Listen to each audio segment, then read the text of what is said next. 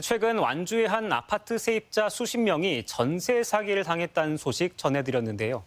상당수가 외국인 유학생이거나 외국인 노동자들인 것으로 나타나 대책이 시급합니다. 외국인은 내국인에 비해 전세 사기 피해로 인정받기 쉽지 않고 정부의 지원에서도 배제되고 있어 사각지대로 전락하는 것 아니냐는 우려가 큽니다. 정자영 기자가 취재했습니다. 완주의 한 소형 아파트. 신탁이 소유권을 넘긴 부동산 회사가 관리자 행세를 하며 임대차 계약을 맺어 피해를 양산한 곳입니다. 계약서 자체가 무용지물이 된 터라 이곳에 살고 있던 임차인 127명이 거리로 나앉을 처지입니다. 지자체와 정치권이 2달 만에 마련한 간담회에서는 피해 주민들의 성토가 이어졌습니다. 이거 서민들이 신탁 개념을 알겠습니까? 몰라요. 저도 나중에 이 사건이 터지고 난 다음에 알았습니다. 근데 문제는 책임질 수 있는 사람이 한 명도 없다는 거예요.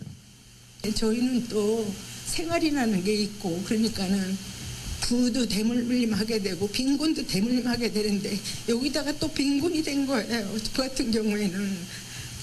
전입신고와 확정일자도 효력이 없는 터라 보증금 회수는 사실상 어려운 상황. 지자체는 공매가 진행되고 있는 만큼 LH와 협의해 긴급주거 공간을 제공하겠다는 대책을 내놨습니다. 완주군하고 LH하고 좀 협의를 해서 삼리하고 봉동에 있는 공공임대 아파트 공실을 활용을 해서 우선 공급을 하도록 이렇게 지금 협의를 하고 있습니다. 문제는 내국인뿐 아니라 외국인 피해자가 상당하다는 겁니다. 피해자의 4분의 1가량인 31명이 외국인인데 대부분 인근 대학을 다니는 중국인 유학생으로 파악됩니다.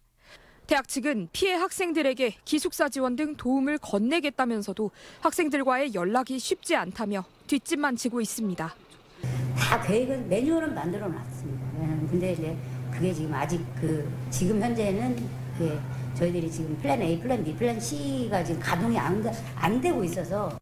한편 정부가 인정한 전세 사기 피해 9,109건 중 외국인인 경우는 151건으로 1%대에 그치고 있는 것이 현실.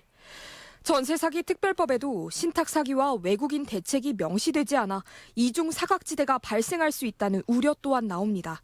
일반 전세 피해자에 비해서 구제 수단이 적게 돼 있다는 문제가 있고 또 외국인의 경우에는 이 법에 의해서 또 구제가 안 되는 그런 문제가 있습니다.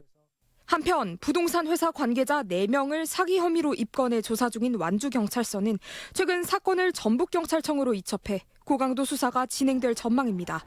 MBC 뉴스 정자영입니다.